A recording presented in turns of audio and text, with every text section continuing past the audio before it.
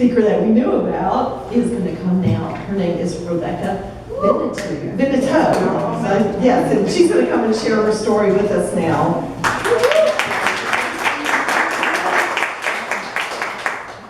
Well, thank you everyone who's already spoken, really inspiring, beautiful stories, and I love the idea that we have each other's back. And I think my greatest money triumph is that I've learned how to have my own back in ways that I've never done. So, as she said, my name is Rebekah Beneteau, and through my company, Pleasure Evolution, I help people become empowered from the bedroom to the boardroom. Which means that I help them have better relationships to their bodies and the people they share that with through a variety of things like coaching workshops and hands-on healing. So the good news is I have a business that I love, that I'm passionate about, because I had to heal from a traumatic childhood incident. And my greatest pain became a gift that I can give to others. The good news is I'm my own boss. I make my own hours. If I want more money, I do more stuff. The bad news is I'm my own boss, and sometimes I'm a workaholic. And she's a slave driver, and she doesn't pay very well sometimes. So my earliest memory having to do with money is being in the pediatrician's office, and I'm like 8 or 10, and my mother is telling the receptionist that she doesn't have the money for them. And then being at home and listening to my parents fight because the reimbursement from the insurance company has come and he has spent it. And I could just remember my mother's cringing shame at not having. And you know, like someone else has said, my mother was the saver, my father was the spender. Another memory that I have, which isn't so much a memory as a family story that's been told over and over, that I think I remember it, is that our family went to a wedding when I was maybe 3 or 4 out of town. And whenever we walked through the hotel lobby, there was one of those little banks for a charity, but I thought I would take it and ask them all to give money. And they thought, oh, she's such this little altruistic child. Well, then we went to leave the hotel and check out, and I went to get the bank. I thought it was mine. And everybody sort of laughed, and no, you can't have that money.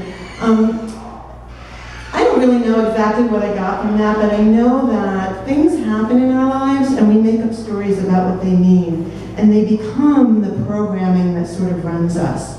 And the message I got around money was that it was really hard to come by, really easy to spend, that in order to get it, you had to do things you didn't like, and that basically other people had it better than us. You know, that my father was sort of, my family were the poor relations with rich uncles on either side. And then fast forward to my adulthood, I don't remember anybody teaching me how to balance a checkbook, how to create a budget. I guess I got it by osmosis, or maybe home ec class in high school. But you know, the habit was I worked really hard, I made money, and it never seemed to be enough, and it always went out as fast as it came in. And then I remember when my first marriage came to an end, my husband left me with a 3-year-old and a 9-year-old, a stay-home mom, and he wouldn't pay child support. And I was on food stamps, and I'm in the grocery store, and the kids are asking for Oreos, and I don't feel like I can afford them, and I'm crying in the grocery store. And this woman came and went and bought a pack of Oreos and brought them back and put them in the cart. And I just, that's the lineage, you know, like I realized that I was giving to my children that not enough syndrome that was given to me. And it became this lifelong study of I've got to get good at money, but I never seemed to. So when I went to On Track, where was I at? Let's see. Well, money came in, money went out, and I was sick and tired of it. And I finally decided I was going to do whatever it took to not be like that anymore. Any one unexpected bill just threw me into chaos, and going to my family yet again for a car repair, a dental filling, whatever. I was already deeply in debt to my mother for the custody suit that resulted from the divorce. And she said, like, the bank is closed. You know, there's no more money coming from there. And So there were just these stories, I guess, that I told myself that I wasn't good at money, that I was never going to get good at money, and that if I just worked hard enough, I really would get good at money. It was just this contradiction. So I heard about the Secure program, and I was like, well, all I have to do is go to these classes, go to the counseling sessions, and you're going to give me free money, $3 for every $1 that I save? Like, yeah. Oh my God, how quickly can I sign up? You know, I think I was even calling, am I too late? Amanda. Anyway, and at the first class, we had to draw kind of our vision, like what we would like to create. And I remember on my pamphlet, I drew a new car, because I was driving a 2001 Toyota Sienna, that I wanted to be able to fly around and do all the workshops that I wanted to become better at my profession, and that I wanted to develop real estate for low-income people, low-income housing. So those were my visions, and I went through the program, and I learned a lot. But I think the most important thing was that savings started to build the muscle of having money. See, there's a difference between getting money and having money. And I didn't know how to have money. And I didn't know that I didn't know that. I thought you got money, you spent money. That's what it did. And so by putting that money aside, and then I also read a book called Money's Not the Problem, You Are, by a guy named Gary Douglas. And he talked about the importance of having our own back and paying ourselves first. And so I started, in addition to putting money in my secure account, to take 10% of everything I made and put it into a savings account. And that wasn't my rainy day fund. That was my me fund, so that I could look at it and not feel poor. Just knowing it was there, that okay, if I have a cavity and if I can't find money anywhere else, it is there. Like that just started to change my mindset. And when that 10% account hit $100, I got a crisp $100 bill and I put it in my wallet. And everywhere I went, whenever I spent money, I never spent that $100, but I felt rich. And in the book it says, how much money do you think a rich person has in their pocket or their wallet? And my uncle never walked around with less than $5,000 in his pocket. He was like a really, successful industrialist. And I'm not up to 5,000 yet, but I have $400 in my wallet all the time.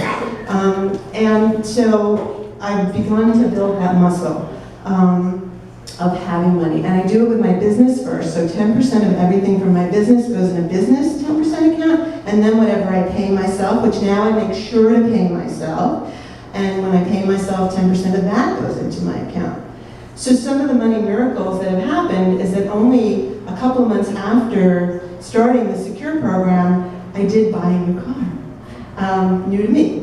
And I did that by selling the one I had first. I just got the message, it's time to sell the car. And so I sold it, and I just Ubered and got friends to drive me places.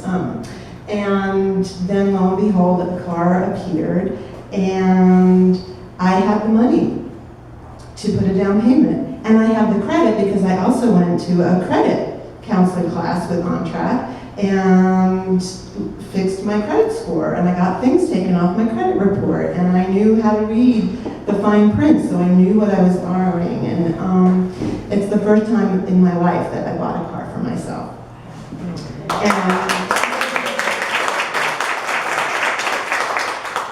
having a car loan is actually improving my credit score even more. Loretta taught me that. And the Secure program also enabled me to get a secured credit card at Self-Help Credit Union, so props to them because they're really helpful. I also opened an HSA. Like, I began to think about money differently. I began to tell myself, yes, I can do this, I'm smart about money. And maybe it's just, I've just been hiding it from myself all this time. The other thing I learned from that book, Money Isn't the Problem, You Are, is that we're all like these little sponges. And a lot of the stuff that we believe isn't even ours. It belongs to everyone. We like empath all the other people's distress and stress about money. So when I'm feeling anxious now, I go, who does that belong to? And if it feels out here, it's probably not mine. And I go, return to sender. Return to sender, return to sender. Y'all can take that back. You know, my dad's grief about money, my mom's like never spend it. my parents had the opportunity to buy an apartment in New York City when it went condo for $28,000, or co-op for $28,000. That apartment's worth $500,000 now, and she didn't buy it because she didn't want to be beholden to anybody. So I have that too, like, don't spend money, you know. So, yeah, so I return it to sender, and if it is mine, like if I really believe it's true, my goal is to take those things that I believe are true with a capital T and just question them just a little bit. Like, what if I wasn't bad with money? What would I do here? If I didn't have any viewpoints about this, would I buy this or would I not? Sometimes I look at clothes and I say, well, if I buy you, will you make me money? And most of the time I get no. And then I don't buy them. But if I get a yes, I buy them. And chances are that I'm going to feel so good wearing them because people will spend money with you when you feel good about yourself. Right? What can I be? This is my big question now. What can I be to be the invitation to money? So, right? What can I, and I get up in the morning and I talk to my business. What 3 things do you require from me today? And then I see what I get. And someone will pop into my head and I'll be like, oh my gosh, I should call so-and-so. And I'll call them and they'll be like, oh, I'm so glad you called. I really need a session. Oh, how did that happen? So I got the car. That was vision number 1. I also got the courage to actually put all my things in storage and hit the road in that new car. And I was driving around and friends said, we've got this ticket on a cruise and no one else can go. Would you like to go for free? And so I got to go to the Caribbean for 9 days on this cruise, just because I'm fun to be around. So that idea that you have to work really hard to have things come to you, not really true. It's not really true. And I do believe it's okay to ask for outrageous and impossible things. Because the worst thing that happens is people say no. So I'm on that cruise. I audition for the talent show. I get in. The guy who performs after me is a beautiful violinist, and he's a gay man. And afterwards he's like, oh, you're a healer? I really need a healer. And I said, well, if you have a guest room, he said, would you come to Tampa? I said, if you have a guest room, I'll come to Tampa. I had to live in this luxury resort with him for a month as like a VIP client instead of paying rent or anything else. So, like, just these miraculous things have happened. The car needed new tires, I had the money. Like, I've learned how to have money. I've learned to have a better relationship with money. It's not like every time money comes, I'm just like, even if it's $5, cool. How does it get better than this? And what it used to be is like, oh, 5, that's not enough. Oh, 100, I really need 200. No, I was never satisfied. Now I'm happy and grateful for everything that I get. And I just ask the universe, here's one. Oh, I'm gonna play with all of you. You guys do this too. Because I think as women, we sometimes don't like to be pushy. So I like to practice asking, can I have the money now, please? So I'll be like walking the dog, asking the trees, can I have the money now, please? So would you like to try it? Everybody say out loud a couple of times, can I have the money, please? Yes! Can I have the money now, please? Like, yeah, universe, I'm ready for you to send me a pile of cash. One day I asked my business, what do you require from me today? And it says rest. So I did. And someone called me and said, I'm not going to be able to get to that work you paid me for. I'm going to give you the money back.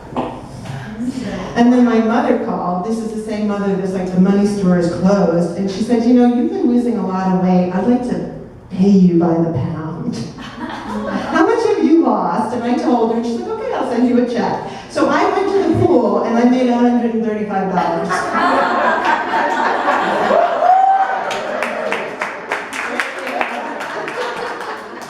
So what is possible for you and your money that you never dreamed of? I don't know, but just changing the relationship you have with money, making it more playful. Money come play, money come laugh, money, what can we do today? That's my biggest money triumph. The things are great, the ability to spend and get more things that I wanted. Oh, I just have to tell you that I am now a real estate mogul. That also happened. The third thing on my, because I guess I learned it on track to join Mint so that I could track my budget on my phone. And then Mint said, you should join Fundrise. You can buy into this real estate fund for a very low buy-in. And so I took some of that 10% account, I took $500 and I bought in, and now I am the partial owner of over 50 low-income housing developments.